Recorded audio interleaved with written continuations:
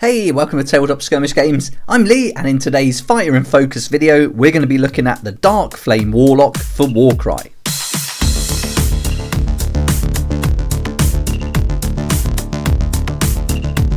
Here we go, here's our first DARKFLAME Warlock, and this one has got the repeater crossbows, and the DARKFLAME Warlocks can be found in the Khainite Shadowstalkers Warcry Warband, and the Khainite Shadowstalkers are a kind of sub-faction of the Daughters of Khain who belong to the Alliance of Order.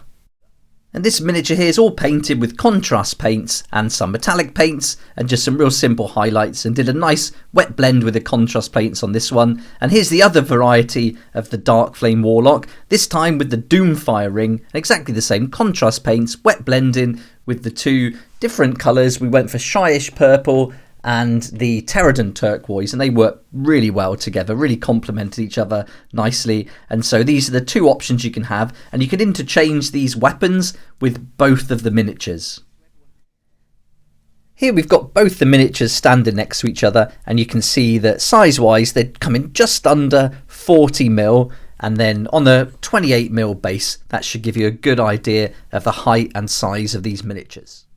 Here they all are lined up with some of the other miniatures, just to give you an idea of how they compare size-wise. You can see we've got the Immolator, who's close to 50mm, then the Stormcast Eternal at 60, and the Shroud Queen at 70mm. So they're a fair bit smaller than the Shroud Queen there for sure, and close to the size of the Immolator, and when they're on the battlefield, you know, they certainly don't look tiny. So there we go, that should give you a great idea of how they compare to some other miniatures.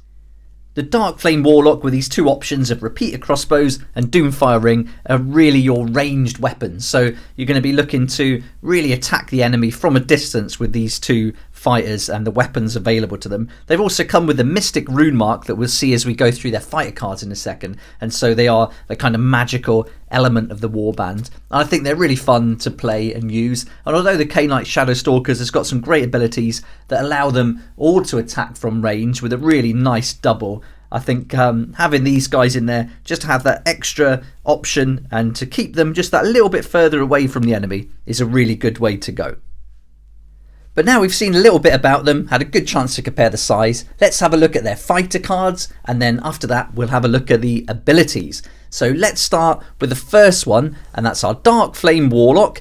This guy here, he's got the Doomfire ring, and he's coming in at 100 points. You can see the image here looks like this one, but you can change those weapons around, and I preferred the look of this guy holding the Doomfire ring. I thought he looked a lot more menacing walking towards the enemy like that. So at 100 points he's going to come with that Mystic Rune Mark. He's going to have a movement of 5, toughness 3, and he's going to take 8 wounds. And then with two weapon options, the first one is that magical weapon from a distance, minimum range 3, so you've got to be 3 inches away to use this, and maximum 7. Can make 2 attacks, strength 3, dealing 2 to 4 on a crit. And if you get up close, we've got the sword as well, so that's a range of 1, making 3 attacks, strength 3, dealing 1 to 3 on a crit.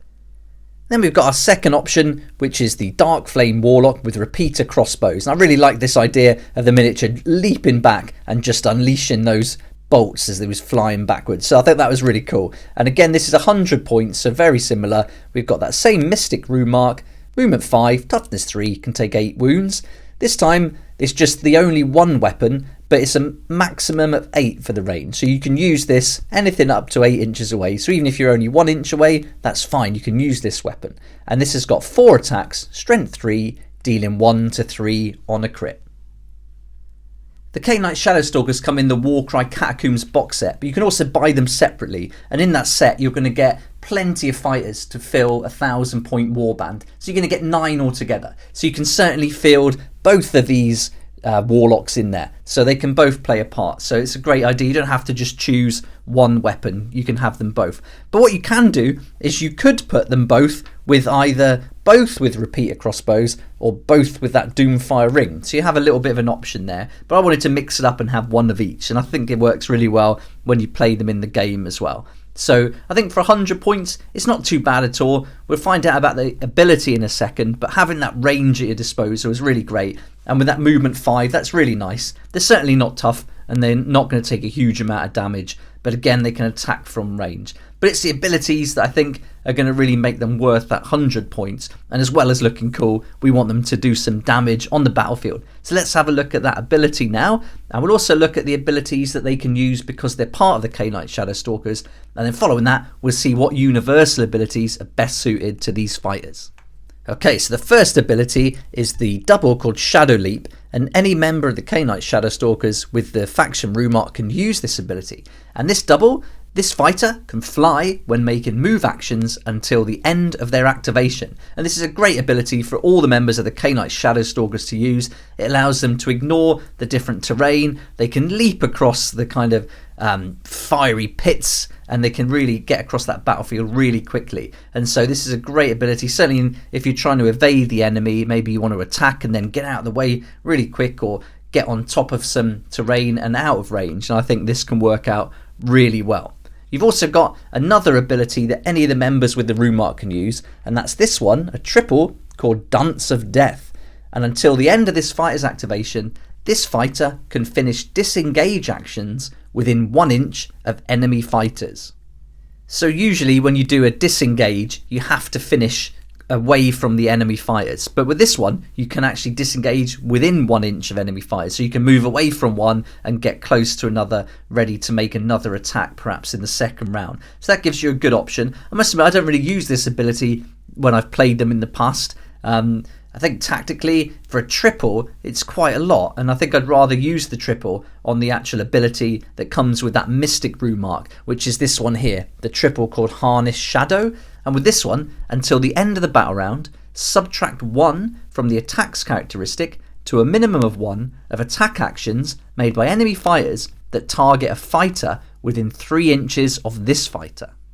So this is a pretty handy ability, certainly if you're going to put them into a little group of 3 or 4 and have them sticking together as the battle rounds unfold. But this is a great ability to use against the Scions of the Flame, who also come in that Warcry Catacomb starter set. So because they're hitting hard, they're coming with lots of attacks, so you can reduce those number of attacks there. That's really going to help. And it's, you know, it's for any fighter within 3 inches of this fighter, and those fighters don't have to be visible either. So that's really great. So I think this is good if you really want to kind of strengthen in a way that your friendly fighters and then limit the attacks coming at them.